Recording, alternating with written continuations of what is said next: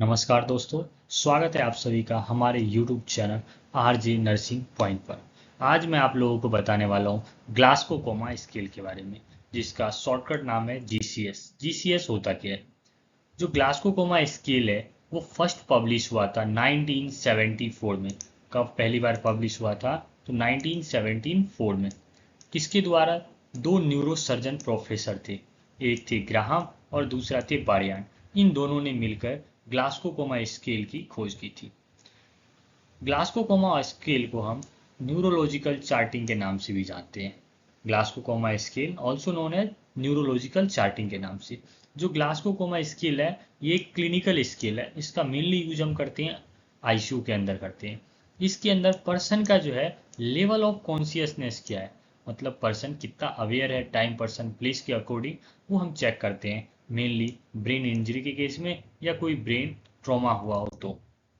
इसके लिए जो हम असेसमेंट करते हैं वो हम तीन फेज में करते हैं। पहला करते हैं हम आई ओपनिंग रेस्पॉन्स, दूसरा करते हैं हम वर्बल रेस्पॉन्स और तीसरा करते हैं हम मोटर रेस्पॉन्स। टोटल जो हम रेस्पॉन्स चेक करते हैं वो हम 15 देते हैं, जो हाईएस्ट मार्किंग है, और जो मिनिमम मार्किंग होता है इसके अंदर वो हम 3 देते हैं। आई ओपनिंग रेस्पॉन्स जो है हम 4 देते हैं, और जो वर्बल रेस्पॉन्स है वो हम 5 देते हैं, जो हाईएस्ट मार्किंग है, और जो मोटर रेस्पॉन्स में हाईएस्ट मार्किंग है वो हम 6 देते हैं। पहले हम बात करते हैं आई ओपनिंग रेस्पॉन्स कि आई ओपनिंग रेस्पॉन्स में हम क्या चेक करते हैं। तो सबसे पहले हम देखते हैं स्पॉन्टेनियस लेवल। यदि कोई पेशेंट स्पॉन्टेनियस है तो उसे हम 4 पॉइंट देते हैं। स्पॉन्टेनियस का मतलब क्या है? स्पॉन्टेनियस का मतलब ये है कि जैसे ही मैं पेशेंट के पास आया तो पेशेंट जाग गया, अच्छा वो आँख खोल दिया, जैसे कोई मॉनिटर ने अलार्म दिया वो आँख खोल दिया, that means spontaneous. To pain, दूसरा पॉइंट क्या है? To pen. यदि पेशेंट को हम टू वॉइस, दूसरा पॉइंट कौन सा है? वॉइस। यदि पेशेंट वॉइस के अकॉर्डिंग बोले, जैसे मैंने बोला पेशेंट का नाम लेकर हेलो, तब वो बोल रहा है तो मतलब वॉइस पे स्टिमुलेट कर रहा है, तो हम 3 देंगे। यदि कोई पेशेंट पेन पे करे, यदि मैंने उसको पेन दिया, स्टिमुलाई दी, यानी मतलब मैंने उसकी पीठ थपथपाई जब वो आँख खोल रहा है, या उसकी उंगली दबाई जब वो आँख खोल रहा है, तो उससे हम 2 देंगे। यदि पेशेंट नो रिस्पॉन्स, मतलब पेन की स्टिमुलाई पे भी कोई रेस्पॉन्स नहीं देता, तो हम 1 देते हैं। 0 इसके अंदर हम कभी नहीं देते हैं। दूसरा हम देखते हैं best verbal response. Verbal response में क्या देखते हैं? पेशेंट ओरिएंटेड है या नहीं। ओरिएंटेड का मतलब ये होता है कि जैसे ही उससे मैंने नाम पूछा उसने अपना नाम बता दिया, उससे मैंने पूछा दिन है या रात है, उसने ये बता दिया, अभी आपने क्या खाना खाया उसने बता दिया, मतलब वो अवेयर है at the time at the situation, तो उसे हम 5 पॉइंट देंगे। दूसरा हम देखते हैं कि कन्फ्यूज, जैसे मैंने उससे पूछा कि अपना नाम बताओ, उसने अपना नाम बता दिया, लेकिन मैंने पूछा आपने क्या खाया रात को, वो बता नहीं पाता, कन्फ्यूज कि रात को मैंने रोटी चावल ऐसे सोचने लग जाता है, कन्फ्यूज रहता है। मैंने उससे पूछा अगेन दिन है या रात है, अभी तो वो बोलता है दिन है, फिर बोलता है नहीं नहीं अभी रात है, दैट मीन्स वो कन्फ्यूज है, तो हम उसे 4 मार्किंग देते हैं। तीसरी पॉइंट आते हैं in appropriate word. In appropriate word का मतलब होता है वो बोल तो रहा है लेकिन पर्याप्त नहीं है।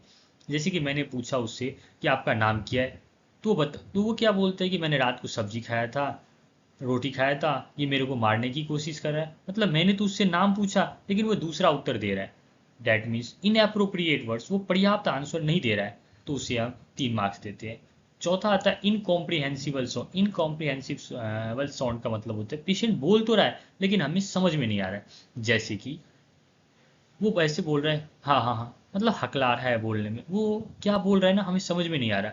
जैसे मैंने उससे पूछा आपका नाम क्या है, वो बोलेगा विक्रम, ऐसे बोलता है, मतलब समझ में नहीं आता है। डैट मीन्स उसको हम 2 मार्क्स देंगे। यदि पेशेंट कुछ भी नहीं बोल रहा है तो उससे हम 1 मार्क्स देते हैं।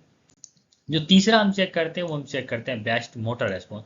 बेस्ट एंड मोटर रेस्पॉन्स के अंदर हम सबसे पहला जो चेक करते हैं ओवे कमांड, कि मैंने जो उसको कमांड दिया क्या वो उसे फॉलो कर पा रहा है। मोटर का मतलब होता है बॉडी मूवमेंट, जैसे मैंने बोला वैसे अकॉर्डिंग से वो बॉडी मूवमेंट्स कर रहा है या नहीं कर रहा है। जैसे कि मैंने उसको बोला हाथ उठाओ, उसने हाथ उठाया, मैंने बोला इसको गर्दन घुमाओ, वो गर्दन घुमाता है, मतलब मेरी कमांड पर कर रहा है काम। पैर उठाओ, पैर उठा रहा है, उठ के बैठ जाओ, बैठ गया, मेरी कमांड को फॉलो कर रहा है, डेट मीन्स 6 मार्क देंगे। दूसरा पॉइंट हम देखते हैं लोकेलाइज पेन। जैसे मैंने उसके हाथ को पेन दिया, जब वो आँख खोल रहा है, डेट मीन्स लोकेलाइज एरिया में पेन पर दे रहा है, तो 5 पॉइंट हम देंगे। विड्रॉ, तीसरा पॉइंट कौन सा आता है? विड्रॉ। विड्रॉ का मतलब क्या होता है? कोशिश तो कर रहा है, मतलब जैसे उसने हाथ उठाने की कोशिश तो की लेकिन फिर वो सो जाता है, तो उससे हम 4 मार्क्स देंगे। फ्लेक्शन, जैसे मैंने उसको पेन दिया या मैंने उसको बोला हाथ मोड़ो, तो वो पेन को मोड़ता है किसकी ओर, टुवर्ड्स द बॉडी। वो हाथ को मोड़ता है या पैर को, जो भी मैंने जो बॉडी पार्ट्स बताया उस पे काम करता है, और अपने बॉडी के साइड वो फ्लेक्शन करता है, तो उसे हम 3 मार्क्स देते हैं। जो पांचवा पॉइंट हम चेक करते हैं एक्सटेंशन। एक्सटेंशन का मतलब होता है डिकोर्वेट पोस्चरिंग, मतलब पेन के रेस्पॉन्स में जो है वो आउटवर्ड्स ले जाएगा अपने हैंड को। जैसे मैंने उसके हैंड पे पेन किया तो पेन के रेस्पॉन्स को किधर ले जाएगा, आउटवर्ड्स, बॉडी से दूर ले जाएगा, तो उसे हम एक्सटेंशन कहते हैं। सेम इसी तरह से आप फ्लेक्शन, फ्लेक्शन में वो क्या करता है, जैसे मैंने पेन दिया तो बॉडी के पास लाएगा, तो फ्लेक्शन है, और यदि बॉडी से दूर ले जाए तो एक्सटेंशन है। जो बॉडी के फ्लेक्शन करेगा तो 3 देंगे, और यदि एक्सटेंशन करता है तो उसे हम 2 देते हैं। यदि कुछ भी रेस्पॉन्स नहीं कर रहा है तो उसे हम 1 मार्क्स देते हैं। अब हम बात करते हैं कुछ इंपॉर्टेंट जो फीचर है जीसीएस के, उसके बारे में। मतलब कि टोटल जीसीएस का स्कोर कितना होता है, 15 जो है टोटल जीसीएस का स्कोर होते हैं। जो पेशेंट ग्लास्कोकोमा स्केल में जिसका स्कोरिंग 8 या उससे कम आ रहा है वो कंसीडर किया जाता है सीवियर हेड इंजरी में।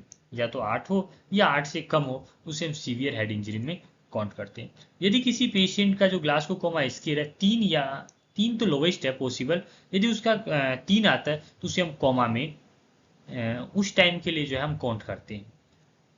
एक्सट्रीमली जो होती है, जिस पेशेंट की जीसीएस 3 होती है उसका एक्सट्रीमली हाई मोर्टिलिटी रेट होती है। मतलब जिस पेशेंट का 3 आ रहा है पॉइंट ग्लास्कोकोमा स्केल में, वो एक्सट्रीमली हाई मोर्टिलिटी रेट होती है।